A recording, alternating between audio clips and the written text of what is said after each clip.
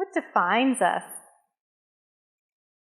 You a leader, a capitalist, East Coast, West Coast, a city dweller, a urban sprawl? You Christian, Muslim, Mormon, Taoist, Taoist, a learned academician, a self-made man?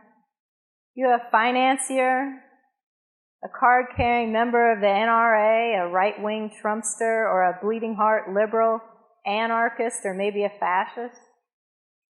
You black, white, Asian, underrepresented? You gay, straight, bi, trans, non-binary? Maybe you're a boomer, a Generation X, or a millennial. You're a privileged elitist or an essential worker. Maybe you're a non-essential business owner. You're a technocrat, a Democrat, a populist, a communist. You're an attorney, a judge, a priest, an evangelist, or a coach. Maybe you're a contrarian, a purist, a scientist, or an artist. An athlete, maybe a gamer. Are you kidding me? Are you limiting me? Who creates these bins of alphabet containers of empty meaning that form a standard operating environment for which we embrace to ensure recurrent separatism, polarization, and discord? I mean, such labels, they're limiters. They're like a fungal contagion whose spores are infecting individuals, nation, and humanity with fear, uncertainty, and doubt. It's like we've been shackled into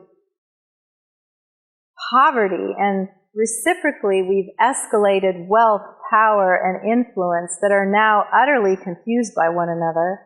And as a result, both are sending out seismic ripples that have crashed our global economy. And we the people, we bounce around like we're connected to a kite in an ominous windstorm. And I think we're calling enough, at least I am. The crazy but true thing is that we can't untether ourselves from this now floundering, powerful energy that influences our collective and individual mental and emotional fundamentals.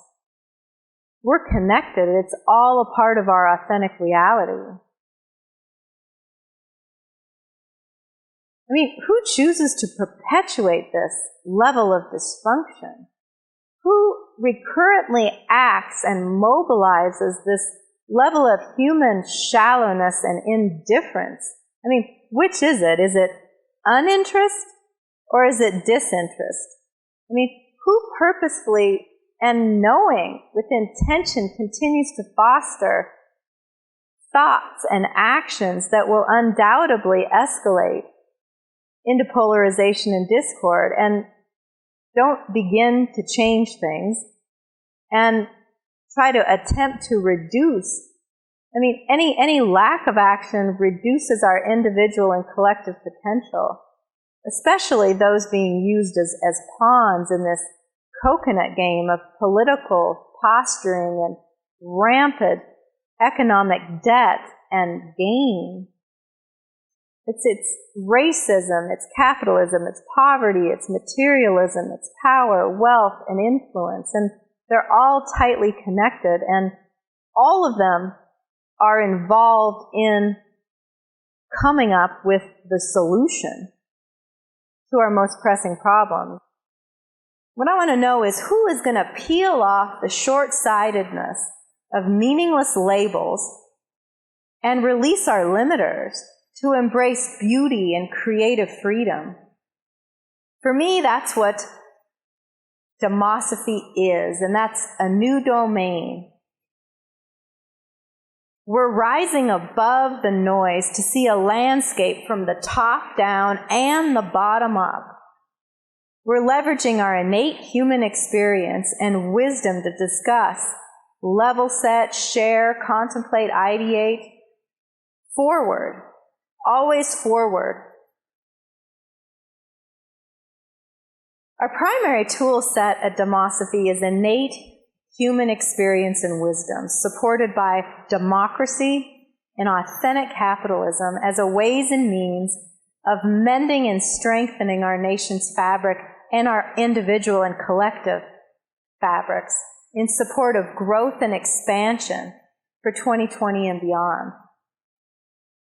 We're revitalizing the true nature of leadership, democracy, and capitalism. And we're going to prove it. We're going to prove it like a firestorm that this nation and the likes of it have never seen. We're going to show authentic American strength when united as we the people, collectively, that we possess this insight and intelligence to actually solve our most pressing challenges. And it'll happen by doing the right things at the right time because there's no other way. I mean, at Demosophy, we're leaders that are rebooting and reinitializing capitalism under democracy such that we can operate from its purest and finest sense to prove its ability to operate in the direction of the inherent good. We're leaders sitting at the confluence of science and technology, philosophy and government, religion and spirituality, and innate human experience. Enterprise endeavoring to create, operationalize solutions and mobilize our resources that rise the tides for our nation, which is nothing more than people in pursuit of life, liberty, and the pursuit of happiness. And we aim to deliver on the promise. We've done it as leaders in our own lives, in our own companies. We've taken it global in a relative sense. And now we need to refocus our efforts and direct with intention in this time of need on America. We're leaders stepping into our greatness. Why am I doing this? Well, why America? Well, by way of America, by way of the world. And I don't say that of conceit or narcissism or being this nationalist that is out of control in my desire to dominate the world. I mean, the seat at present is ours to lose because at this point, the proverbial shit runs downhill. So we better master and leverage our successes forward and quickly fix our shortcomings. And we've got to get off this weak position that we're trying to make things better. And we better deliver better. We've got to make and deliver better. We have to fix the shitstorm that's been whirling since our conception and move forward with intelligence. Then we can and we will share it with the rest of the world, who is, of course, also struggling with these exact same kind of problems, but their struggle's been going on a whole hell of a lot longer than 400 years. Don't misunderstand my desire of this nationalistic view of America first with a mistake as an uninterest or lack of interest in otherness. But in my 30 years of leading at the forefront of tech, from biotech, telecommunications, health information, and capitalism and globalism, it's always been that we were doing what had never been done before. But we've advanced in our knowledge and our utilization of tech, so things have progressed, and it's very real in how we use it, and in many capacities we're using tech for the good, but there's also some very short-sighted components to it. And it's clear that many individuals do not understand technology and its potential at the level that's necessary for its effective use. And what I believe and why Demosophy is that in every single one of those endeavors of our cutting-edge advancement, there was one commonality, and that was that of massive diversity in high-performing cross-disciplinary collaboration. And I'm thinking that you as leaders in these highest performing potentials have contemplated your existence and the existence in relation to this. from science and technology, governance, religion, and the coalescence of all those things within your own life and experience.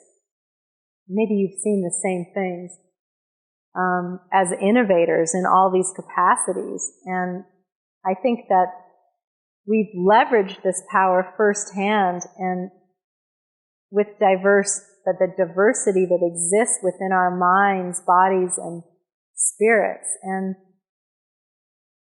I mean, for me, I can say it was true in the tech industry that I've been aligned with from a diversity perspective of race, creed, sexual orientation, age, nationality, geolocation, and experience. And from it, innovative greatness rose, and it continues to be born and proliferate. We created and are evolving the immeasurable and unfathomable. I mean, telecommunications and the information, it's an age. The telecommunications and information age, and it's literally enabled us to reach out and touch someone with high reliability and availability of information anytime, anywhere. It's voice, video, and data fully integrated. It's magic made real. And we need to use these as the ways and means to spread in the direction of greatest good. Because its potential, it's more powerful than nuclear weaponry. And it seeds everything from automation technology and intelligence to biotechnology and health informatics. And we're honestly moving out of and on top of the information and telecommunications age to an application explosion that includes and supports a new era of biotechnological and informatics that has never been seen before. I mean, it's digital everything, including us as humans. Everything literally can be discerned and used. And this is a pretty big deal. It's real, it's global, it's powerful, and it needs to be understood by we the people, because at the end of the day, we are not separate from our creation. So this leads us to the concept of demosophy and what we do, and it's about knowledge and where it emanates from, and leveraging high-performing cross-disciplinary collaboration kind of seed and tap it. We encapsulate this into our see, feel, and think tank, and its knowledge set comprises itself in white papers, essays that form our positions around a set of fundamentals, and those fundamentals are safety, security, health, wealth, and influence, and capitalism in its finest sense. In our works, it includes very much connected to digital rights and privacy and security. And concurrently, Demosophy focuses on building a mediation layer like we did when we transitioned from analog to digital, from digital to fully integrated voice, video, and data in the telecommunication side. And this mediation layer seams the top down and the bottom up. So the top from a governance, and the bottom of day-in-the-life use scenarios of technological or technology use in the day-in-the-life of the American citizen, which we all are. So this, in turn, operationalizes itself in Edutainment 2.0 curriculum that forms and informs our advanced educational vehicles. And this takes shape again in our top-down, bottom-up productions arm of our business. These productions are directed to those that have been on the periphery of technological advancement over the past 30 years.